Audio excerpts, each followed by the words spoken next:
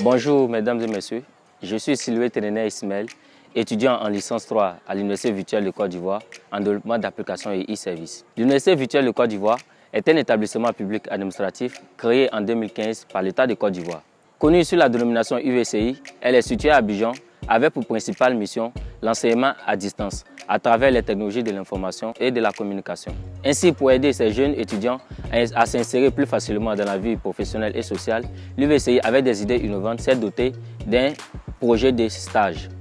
Et en tant qu'étudiant en licence 3, j'ai eu à effectuer mon stage de fin de cycle au sein du service de projet et de l'incubateur de l'UVCI. Le service de projet de l'incubateur de l'UVCI est un service qui accompagne les jeunes étudiants entrepreneurs qui ont des idées innovantes dans l'optique de la réalisation de leurs projets.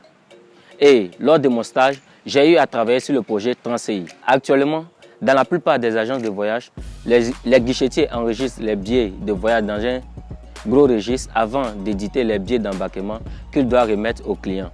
Ce qui favorise très souvent les longues files d'attente, l'insécurité, la perte de temps et bien d'autres. Ainsi, pour remédier à ce fléau, j'ai eu comme projet la conception et la réalisation d'une plateforme de gestion des titres de voyage. Alors, comment fonctionne ma plateforme? Un utilisateur voulant voyager se rend sur www.transci.ci, sélectionne sa ville de départ, sa ville d'arrivée et fait une recherche. Une fois la recherche lancée, il est retourné les différents trajets en fonction des compagnies.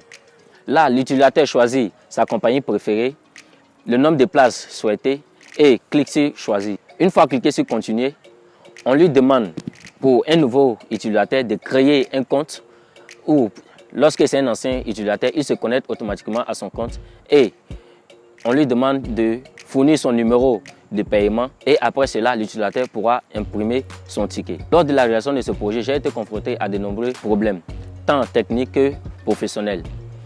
En effet, la méconnaissance et la non-maîtrise de certains langages de programmation, le manque de dialogue de l'équipe et les enquêtes menées, bien que mal, toutes ces tâches m'ont permis de mieux comprendre et de mener à bien mon projet. Celui-ci qui peut bien voir son utilisation s'étendre sur toute l'Afrique et aussi la réalisation d'une application dédiée à toutes les fonctionnalités de la plateforme afin de rendre son utilisation encore plus facile. Je vous remercie.